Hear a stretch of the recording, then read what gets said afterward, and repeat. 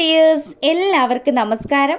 കിരണിൻ്റെയും കല്യാണിയുടെയും ഒക്കെ ഒരു അപ്കമിങ് ആയിട്ടുള്ള വിശേഷത്തിലേക്ക് എല്ലാവർക്കും സ്വാഗതം കേട്ടോ. അങ്ങനെ നമ്മുടെ രതീഷ് ആശുപത്രിയിൽ നിന്നിട്ട് കല്യാണിയോടും അതുപോലെ അമ്മയോടും ഒക്കെ യാത്ര പറഞ്ഞ് ഞാനൊന്ന് ഫ്രഷ് ആയിട്ട് വരാം, പിന്നെ കാദംബരിയുടെ ഡ്രസ്സും കാര്യങ്ങളും ഒക്കെ വീട്ടിലാണല്ലോ, അതുമൊക്കെ എടുത്തിട്ട് വരാമെന്ന് പറഞ്ഞു. അതിനെന്താ രതീഷേട്ടൻ പോയിട്ട് പതുക്കെ വന്നാൽ മതിയെന്ന് കല്യാണി പറയുക. അങ്ങനെ രതീഷ് വീട്ടിലെത്തിയതും താക്കോല് വെച്ച സ്ഥലത്ത് താക്കോല് കാണുന്നില്ല. അങ്ങനെ അവൻ പരിശോധിച്ച് നോക്കുമ്പോഴാണ് വീട്ടിൽ കള്ളനൊന്നും അല്ല കയറിയിരിക്കുന്നത്. നമ്മുടെ മൂങ്ങയും പ്രകാശനുമാണ് ആ വീട്ടിൽ കയറി കൂടിയിരിക്കുന്നതെന്ന്. അതോടുകൂടി നമ്മുടെ രതീഷിന് നല്ല ദേഷ്യം വരും കേട്ടോ. മൂങ്ങയാണെങ്കിലോ വളരെ ദയനീയമായ ഭാവത്തിൽ നമ്മുടെ രതീഷിനെ നോക്കി, എടാ പൊന്നുമോനെ, ഞാൻ എവിടെ പോകാനാടാ, ഇത്രയും വയസ്സായില്ലേ, എടാ ഞാൻ നിങ്ങൾക്ക് ആർക്കും ഒരു ഉപദ്രവം ഉണ്ടാക്കാതെ നിൻ്റെ കുഞ്ഞിനെയും കളിപ്പിച്ച് ഞാൻ ഈ വീട്ടിൽ കൂടിക്കോളാടാ, വേണം വീട്ടുപണി മുഴുവനും ഞാൻ ചെയ്തോളാം എന്നൊക്കെ പറഞ്ഞ് രതീഷിനോട് പാവവും പഞ്ഞവും ഒക്കെ പറഞ്ഞ് അങ്ങനെ നിൽക്കുക. ഈ സമയം രതീഷ് പറഞ്ഞു, അതേ നിങ്ങളോട് ഞാൻ ആശുപത്രി വെച്ച് തന്നെ പറഞ്ഞതാ, എൻ്റെ വീടിൻ്റെ 7 അയൽവക്കത്തേക്ക് നിങ്ങൾ വന്നു പോകരുതെന്ന്.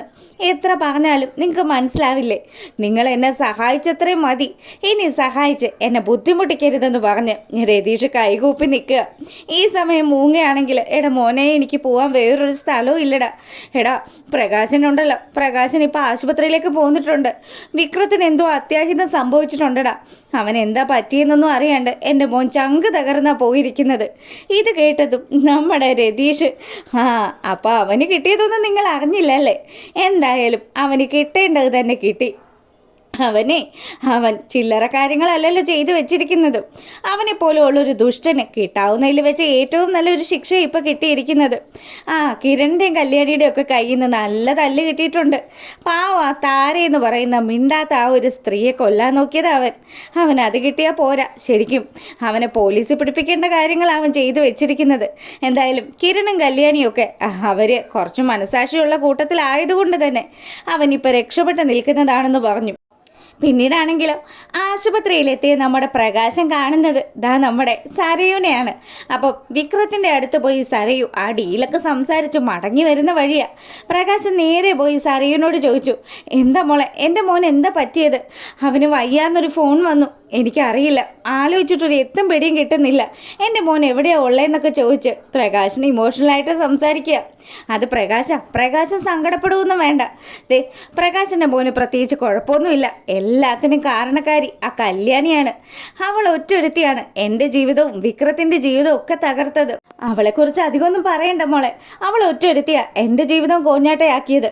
കണ്ടില്ലേ, എത്രമാത്രം സന്തോഷമായിട്ട് ജീവിച്ചിരുന്ന ഞാനാ, എനിക്ക് എന്ന് അവളുടെ തലവെട്ടം കണ്ടോ അന്ന് തുടങ്ങിയത് എൻ്റെ കഷ്ടകാലം, എന്നിട്ടും തീർന്നിട്ടില്ല. അവൾ ഓരോ കാര്യങ്ങളുണ്ടാക്കി എൻ്റെ ജീവിതത്തിൽ ഇപ്പോഴും പ്രശ്നങ്ങൾ ഉണ്ടാക്കിക്കൊണ്ടിരിക്കുകയല്ലേ. എവിടെയോ കിടന്ന ലക്ഷ്മിയെയും അവളുടെ മകളെയും ഇവിടെ കൊണ്ടുവന്നത് തന്നെ ആ കല്യാണിയും കിരണും കൂടിയാണ്. അവരോടൊക്കെ എനിക്ക് തീരാത്ത പകയുണ്ടെന്നൊക്കെ സരയുടെ അടുത്ത് പറഞ്ഞുകൊണ്ടിരിക്കുക. ഇതൊക്കെ കേൾക്കുന്ന സമയം നമ്മുടെ സരയു ആണെങ്കിലോ, അതെ അതിനൊക്കെ ഒരേ ഒരു മാർഗം മാത്രമേ ഉള്ളൂ, ആ കിരൺ മരിക്കണം. കിരൺ മരിച്ചു കഴിഞ്ഞാൽ പിന്നെ ആ കല്യാണിക്ക് സഹായത്തിന് ആരും തന്നെ ഉണ്ടാവില്ല, അവൾ തനിച്ചാവും, അവൾ കരയണം, കിരണിനെ ആലോചിച്ച് അവൾ ചങ്ക് പൊട്ടി കരയണം, എനിക്കത് കാണണം. അങ്ങനെയൊക്കെ ഇവർ ഈ ഒരു ഡീല് സംസാരിച്ചുകൊണ്ട് നിൽക്കുക.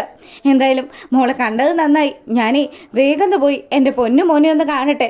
അങ്ങനെ നമ്മുടെ പ്രകാശൻ ഓടി വിക്രം കിടക്കുന്ന റൂമിലേക്ക് ചെല്ലുക.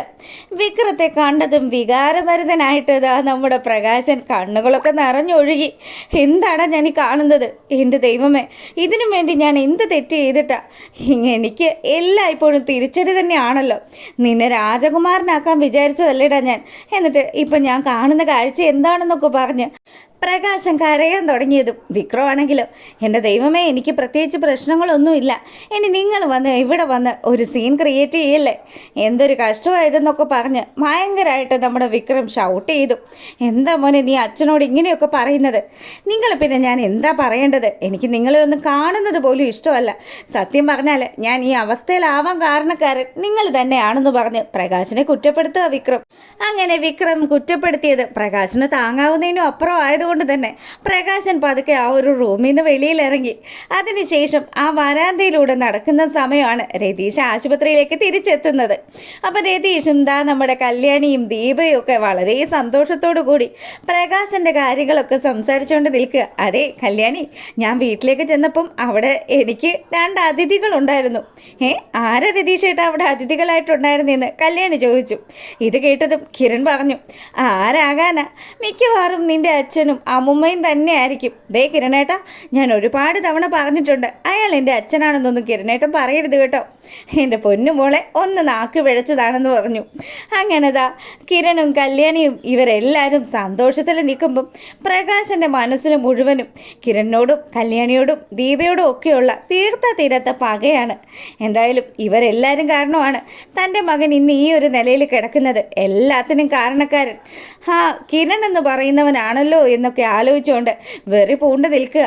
എന്തായാലും വിക്രത്തിന് പകരം മിക്കവാറും പ്രകാശൻ സരിയുടെ ആ ഒരു കൊട്ടേഷനൊക്കെ ഏറ്റെടുക്കും. അങ്ങനെ പ്രകാശൻ ആ ഒരു കാര്യത്തിലേക്ക് നീങ്ങിക്കൊണ്ടിരിക്കുമ്പം വിക്രം ആണെങ്കിൽ ഇരുന്ന് ആലോചിക്കുക, എങ്ങനെയാണ് താൻ ഒന്ന് രക്ഷപ്പെടുന്നത്. ആ കല്യാണി എന്ന് പറയുന്നവളെ പിച്ചച്ചട്ടി എടുപ്പിക്കാതെ താൻ ഇനി പുറകോട്ട് പോവില്ല എന്നൊക്കെ ആലോചിച്ച് അങ്ങനെ ചിന്തിച്ചിരിക്കുന്ന നമ്മുടെ വിക്രത്തിനെയും കാണിച്ചുകൊണ്ടാണ് ഈ ഒരു വിശേഷം അവസാനിക്കുന്നത്. അപ്പോൾ ഇഷ്ടമായിട്ടുണ്ടെങ്കിൽ ഒന്ന് ലൈക്ക് ചെയ്തേക്കണം കേട്ടോ. എല്ലാവർക്കും നല്ലൊരു രാത്രി ആശംസിച്ചുകൊണ്ട് ഇന്നത്തെ വീഡിയോ വൈൻഡപ്പ് ചെയ്യാണ്. അപ്പോൾ രാവിലെ വിശേഷങ്ങളൊക്കെ ഇടുന്നതായിരിക്കും. അപ്പോൾ ഓക്കെ, ഗുഡ് നൈറ്റ്.